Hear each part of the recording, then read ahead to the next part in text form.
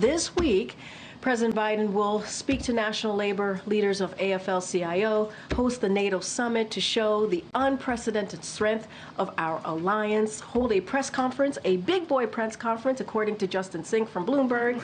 The president will hold a press conference, I guess a big boy press conference is what we're calling it. You'll certainly hear from the president on Thursday when he gives his press conference, his big boy press conference. Stakes couldn't be higher for Biden or, for that matter, for the press. A number of outlets have largely given him a pass for the past 3 years. Dave Weigel is here, senior political reporter for Semafor. Anita Kumar, managing editor at Politico. Great to have both of you. Thank you. Read you guys for years. This is a treat. What do you make, Anita, of the White House almost making fun of the big boy press conference concept? They are making fun of it, but actually, as you said, the stakes couldn't be higher, and he's going to be judged on everything, not just how he looks and how his voice sounds, how many questions he takes, how defensive is he? And they've been a bit defensive, right? That's part of what you just heard there about the big boy press conference.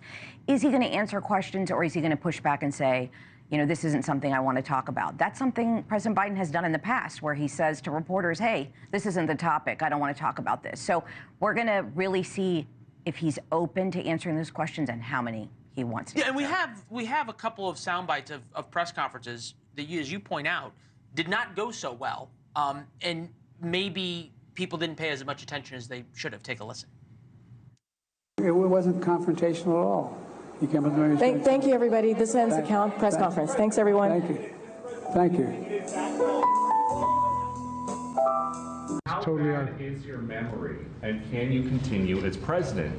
My memory is so bad I let you speak. Donald Trump refers to himself as a political prisoner and blames you directly. What's your response to that, sir? Dave, what is the role of the press here tomorrow? Because does members of the White House press corps play by the rules and ask whatever question that they told the White House advance team that they were going to speak on that topic?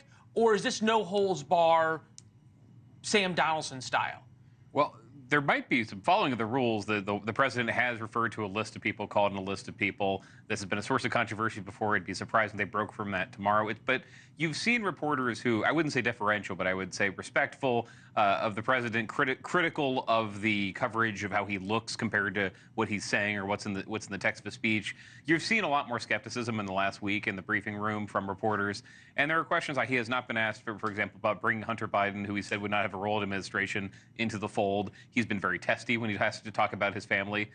You saw that with Peter Doocy. They have a very love-hate relationship. Maybe there's not as much love in that relationship. You have reporters who have got under his skin. You have reporters who are changing their attitude and how they approach the administration. So even if he goes by the rule book and the list, there are going to be different questions than he got a year ago.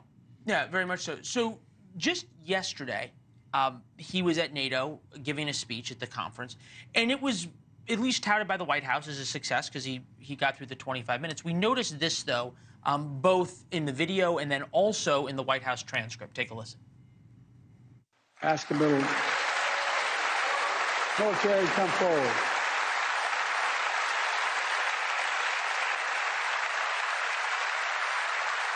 I'm asking him to read the citation. And ask him to read the citation. He was reading the cues in the teleprompter, it seems like. Anita, when your reporters are working through this, how do you come up with a question that is respectful, to your point, but that also gets to the heart of this matter, that the president and his staff have really covered up the condition that he is in? Well, I think that's one of the questions. How does he feel about that?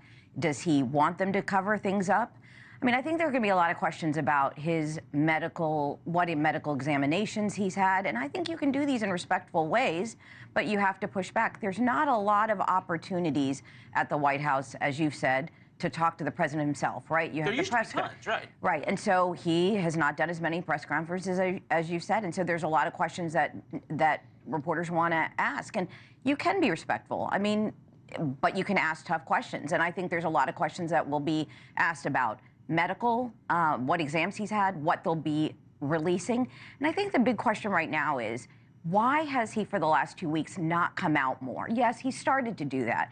But if you talk to folks on the Hill, members of Congress, they're asking why he hasn't been over there. Why isn't he calling them up? And I think that's a big question that sort of everybody, Democrats, are looking to answer. Thanks for watching. Go to joinnn.com to find NewsNation on your television provider. And don't forget to click the red subscribe button below to get more of NewsNation's fact-driven, unbiased coverage.